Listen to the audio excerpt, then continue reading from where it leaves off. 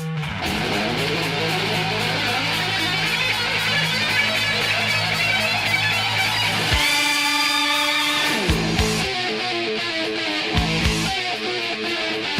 everybody, I'm back. Today I'm going to be talking about Pantera, the old Pantera tapes.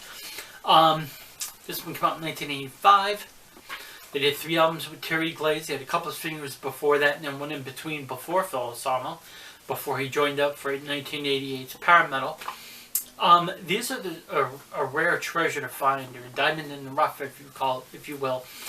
These tapes, or CDs, if you get them on CD, are like really incredible for all like Pantera fans. A lot of Pantera fans during 1990, 93, or 94, during the early 90s, had no idea that these existed. Well, they knew kind of, because Vinnie Paul had stated, there's other tapes out there, but if you hear those, just ignore them. Just don't pay any attention to it. Just don't pay any attention to them. So that was just kind of odd. I mean, especially after hearing some of the stuff. A lot of the stuff is incredible. And the question is, why didn't Daryl and Vinny want these albums released? Why didn't the Abbott brothers want to share the early creations? I could see if it was Metal Magic. Metal Magic had some like odd, corny lyrics to it, and it's just the songs weren't that great. So maybe they were embarrassed by some of their lyrics, like these examples right here. Take a look at my ice cream cone, baby. Go ahead, take a lick. Okay, either way, besides the lyrics, I mean, the music was awesome. Vinnie Paul's drumming was great. Diamond Daryl's guitar playing was awesome. I mean, there's just a lot of cool riffs on there and stuff like that. His playing was great, and of course Terry Glaze, the singer, was good. And of course Phil Osama on the first Power Metal album, the first album that he was on, entitled Power Metal. Okay, so most of you know all this. The question remains is how and why they didn't. The short answer, Vinnie Paul was stubborn. I think if Daryl lived, maybe they would have said, hey, you know what? Let's put these tapes out there. People are going to hear them anyways. Let's re-release them and put them on CD. That really would have been cool and neat. So the only hope to find out about these albums, I guess, is to talk to Rex Brown, because Rex Brown is on them. Rex Brown is on all of the albums that they did, all the old ones, and of course the 1990 and stuff like that. Okay, I'm getting ahead of myself. Quick story of how I got into Pantera, and I'll make this really quick. Was it the Concrete Corner tapes? I thought it was, but it wasn't. It was another promotional tape of some kind that had Cowboys from Hell on it. And it's that first second when you hear it, there's that little, when you take a tape and you press pause, you go to unpause it, you kind of like do it slowly, and it kind of just messes up the tape attach. You hear that for like 1 second, and then of course just that beginning part of it there from Cowboys from Hell.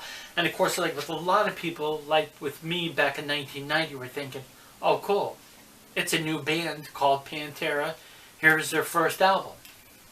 Of course, years later to find out that they released several albums before, and they're really cool.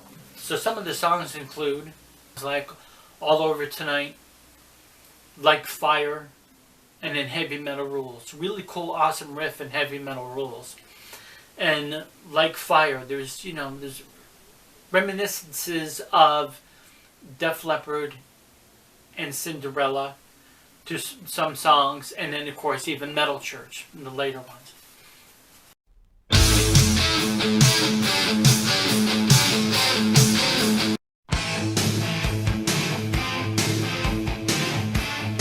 All Over Tonight off Projects in the Jungle sounds like something off High and Dry. Onward We Rock, Hot and Heavy, and Daughters of the Queen. A really cool song. Daryl's playing on that is awesome. He's just playing this slow kind of like groove thing. Hot and Heavy is a really cool song. That's when you heard with the ice cream cone thing. You saw that little clip. That's the song Hot and Heavy.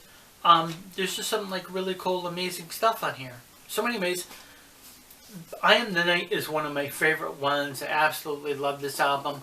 But of course, and then once Terry Glaze left, then they get Phil Anselmo for the 1988 album Power Metal. My favorite track off I Am the Night is the opening track. I Am the Night, the song lyrics are awesome. The music is awesome. I like the phrasing and just everything how it goes. The song titled Over and Out has that metal church sound to it. The guy sounds like David Wayne, or excuse me, Phil sounds like David Wayne there for a little bit. So, you know, it kind of has that feel to it. So Power Metal was a really cool album. It was heavy. So, it was just the next step. It was the precursor to what was to become. They got a little bit heavy with this tape. But of course, just like with a lot of bands, that it didn't happen. You know, the first album with Phil, and it didn't really become too popular until they came out with Cowboys from Hell.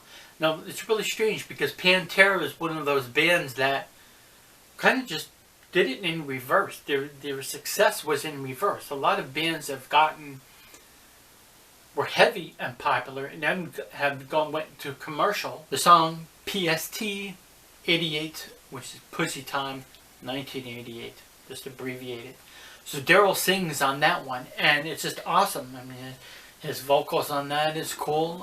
It would have been cooler if he sang a few more songs here and there. I know he did one other vocals on one other song, but it would have been good if he did a little bit more after, especially in the later years. But there's just that one part in Pussy Time where he's just doing this riff. It's just this wicked riff. It's this wicked lick riff. It's actually like a lick. It's not like a guitar riff. It's played on a higher string, so it's more considered a guitar lick. It's an awesome piece. Here it is. Some songs, 2 or 3 awesome songs off of all the early albums, with the exception of Metal Magic. There's not really anything incredible off there. I got to give it another listen. I got to give it another spin and check it out. And you know, perhaps maybe I'll like it. There's some songs off of these other albums I don't even know anyways.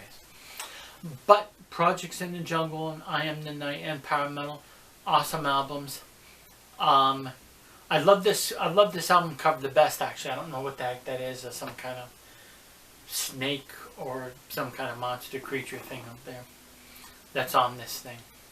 Almost looks like a web, but then has like a snake face or a creature's face. I have no idea what the hell they were thinking. Who the hell knows who designed this? Anyways, the early Pantera albums are awesome. I love this. I got the Tapestry. I could do an in-depth, you know, review for like each of the albums and everything, but I didn't feel like messing with that. I'd have to buy all 4 Tapestries, and then I'd have to talk about every single one of those albums, and there's no point in doing that. I just kind of wanted to emphasize and make a video that's about the first 4 Pantera albums and why they weren't released, and then how and why were the Abbott brothers like embarrassed by them. I don't know. Yeah. So, anyways, once again, old Pantera. The only way we're going to find out about these albums, or what the Abbott brothers have ever said about these albums, if they never want them heard or released, or they just didn't talk about it much, is to talk to Rex Brown, or even probably Phil. Rex or Phil. Rex will probably know more because he toured with them and it was on the albums. So, hopefully someday Rex Brown will open up about the albums. I've watched a lot of Rex Brown's interviews out there, so correct me in the comments. He probably has said something about these albums. I don't know. I haven't seen it. I'll check it out. Anyways, thanks for watching, and I will see you in the next video.